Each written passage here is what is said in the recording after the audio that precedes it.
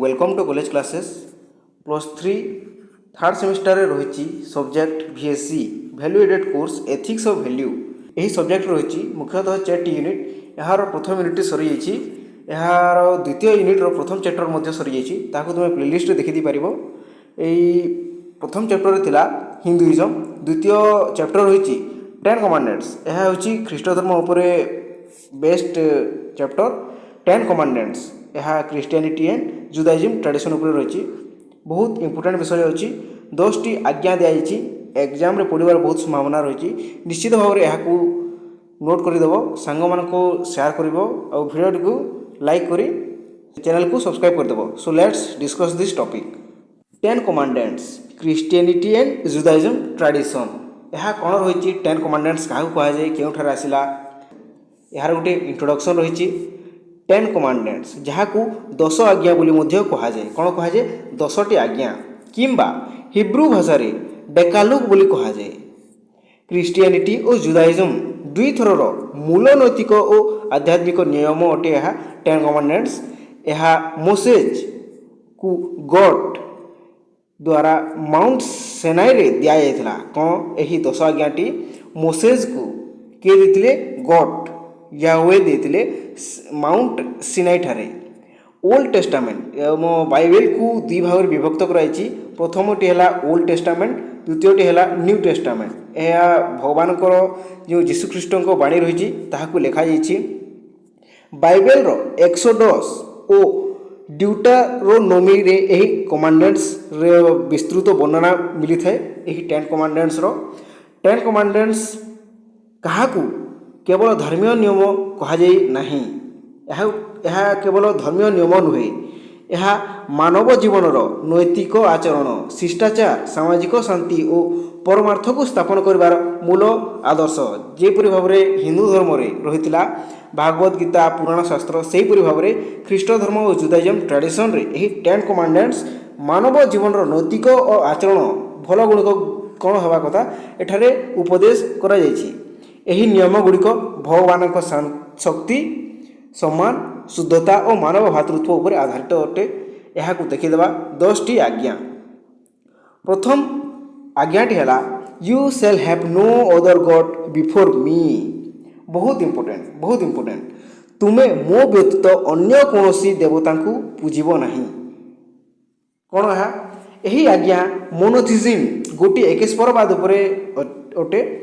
एके भगवान रो पूजा गोटे भगवान को पूजा करने कौन कहुए मोनोथिज्म कहुए को गुरुत्व दिए। जुदाइज्म और क्रिश्चियनिटी रो मूल आधार होची जे एक भगवान अछंती और सही भगवान को छाड़ी अन्य कौन शक्ति, मूर्ति, प्राणी किंबा धन को पूजिबा दोष अटे। जेपरी भाव में इस्लाम धर्म में मोनोथिज्म रही एकेश्वरवाद रही, किंतु हिंदू धर्म होची पॉलीथिज्म। अनेक गुड़े भगवान को पूजा करथांती किंतु भगवान हेले गोटिए। जे जो धर्म रे से भगवान को पूजा करती, कहीं ताकू मूर्ति रे देखुची, कहीं ताकू प्राणी रे देखुची, कहीं धन रे देखुची। ताको निज निज मत रही। निज जीवन रे केवल भगवान को सर्वोच्च स्थान देवा यही नियमर लक्ष्य। यही you shall have no other god before me जो रही केवल गोटे भगवान रही सर्वोच्च स्थान। धन, लोभ, शक्ति, मद्य, अभिमान आदि जीवन रे अन्य देवता भावे होई पारे। सही परी यही आज्ञा मानिबा को नैतिक नियंत्रण सिखाई थाए। द्वितीय पॉइंट है you shall not make idols. कौन कही कौनसी मूर्ति किंबा प्रतिमा निर्माण करी पूजिब नहीं। यही नियम प्रतीक वर्शिप विरोध रे अटे। भगवान होती असीम, शाश्वत, चिरंतन। तांको मनीष तैयारी करथिबा गोटे मूर्ति केमुती प्रतिनिधित्व करि पारिबो। ताको मत भिन्न थिला अन्य धर्म ठारू। जुदाइज्म और क्रिश्चियनिटी कही थाए धर्म प्रतीक नुहे श्रद्धारे थाए। यही कमांडेंट लोक मानकू ब्लाइंड आइडल वर्शिप रु दूर रखे, सत्य आध्यात्मिकतार पथ को शिखाई थाए। You shall not make idols. तुम्हें मूर्ति तैयारी करि पारिबो नाही, ताकू पूजा करि पारिबो नाही। तृतीय कमांडेंट है you shall not take the name of God in vain. भगवान नाम को असम्मान रे व्यवहार करिबो नाही। यह सबु धर्म रे रही। आमे भगवान नाम धरी तांको मजाक उड़ाइबा नहीं, असम्मान करिबा नहीं। ଏହାର ଅର୍ଥ ହେଲା ଭଗବାନଙ୍କ ନାମକୁ ମଜାକ, ଗାଳି, ମିଛ କଥା, ଶପଥ କିମ୍ବା ଅନୈତିକ କାମରେ ବ୍ୟବହାର କରିବା ପାପ। ଏହା ସବୁ ଧର୍ମରେ ଅଟେ। ଭଗବାନଙ୍କ ନାମ ପବିତ୍ର ଅଟେ। ସେ ଯେଉଁ ଧର୍ମରେ ହେଉନା କାହିଁକି ଭଗବାନଙ୍କ ନାମ ହେଉଛି ପବିତ୍ର। ଯେପରି ସତ୍ୟ, ନ୍ୟାୟ, ଉଚିତ କାମ ପାଇଁ ଭଗବାନଙ୍କ ନାମ ସ୍ମରଣ କରାଯାଏ, ସେହିପରି ତାଙ୍କ ନାମକୁ ମିଥ୍ୟା ଶପଥ ପାଇଁ ମିଶାଇବା ଏକ ବଡ଼ ଅପରାଧ ଅଟେ। ଏହି କମାଣ୍ଡମେଣ୍ଟ ମନୁଷ୍ୟକୁ ଭାଷାରେ ଶିଷ୍ଟାଚାର ଓ ପବିତ୍ରତା ଶିଖାଇଥାଏ। ବହୁତ ଇମ୍ପୋର୍ଟାଣ୍ଟ ପଏଣ୍ଟ ଗୁଡ଼ିକ। ଚତୁର୍ଥ କମାଣ୍ଡମେଣ୍ଟ ହେଲା remember the sabbath day and keep it holy. ବିଶ୍ରାମ ଦିନ, ଛୁଟି ଦିନକୁ କ'ଣ କରିବ? ପବିତ୍ର ରଖିବା ଉଚିତ। ଜିୱିଶ ଟ୍ରାଡିସନରେ ସପ୍ତାହରେ ଏକ ଦିନ, ସଟରଡେ ଦିନ କ'ଣ ହୋଇଥାଏ? କ'ଣ କୁହାଯାଏ? ତାକୁ ସବତ କୁହାଯାଏ।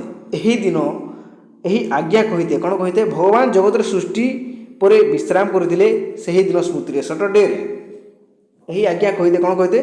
ଶରୀର ଓ ମନକୁ ବିଶ୍ରାମ ଦିଆଯିବା, ଧ୍ୟାନ, ପୂଜା, ଭଲ କାମ କରାଯିବ, ପରିବାର, ସଂଘ ଓ ଆଧ୍ୟାତ୍ମିକକୁ ପ୍ରାଥମିକତା ଦେବ। ଏହି ଜୀବନରେ ସମତୋଲ, ଶାନ୍ତି ଓ ଆନ୍ତରିକ ଶକ୍ତି ଆଣିଥାଏ। ଯଦି ଆମେ ହୋଲିଡେକୁ, ସବତକୁ ପବିତ୍ର ରଖିବା, ତାହେଲେ ଆମର କ'ଣ ହେବ? ଧ୍ୟାନ, ପୂଜାରେ ମନ ଲାଗିବ, ଶରୀର ମଧ୍ୟ ଭଲ ରହିବ। ଅନର ୟୋର ଫାଦର ଆଣ୍ଡ ମଦର। ପଞ୍ଚମଟି ହେଉଛି ଅନର ୟୋର ଫାଦର ଆଣ୍ଡ ମଦର।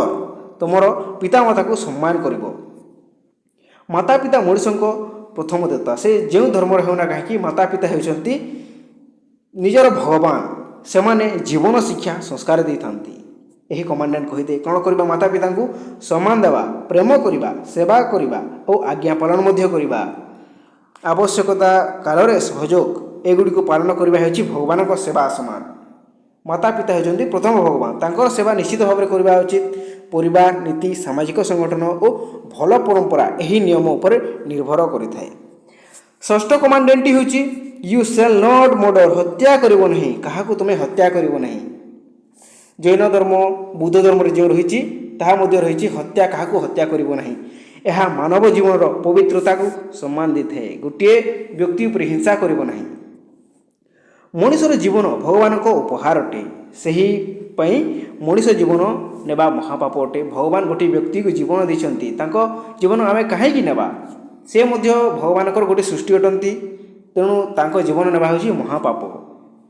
ଏହି କମାଣ୍ଡମେଣ୍ଟ ହିଂସା, ଯୁଦ୍ଧ, ପ୍ରତିଶୋଧ ଓ ଘୃଣା ଏଗୁଡ଼ିକୁ ଦୂର ରଖି ଅହିଂସା, ଦୟା ଓ ଭାତୃତ୍ୱ ଶିକ୍ଷା ଦେଇଥାଏ। ସପ୍ତମ କମାଣ୍ଡମେଣ୍ଟଟି ହେଲା ୟୁ ସେଲ୍ ନଟ୍ କମିଟ୍ ଏଡଲ୍ଟ୍ରି। ପରସ୍ତ୍ରୀ ଗମନ କରିବ ନାହିଁ।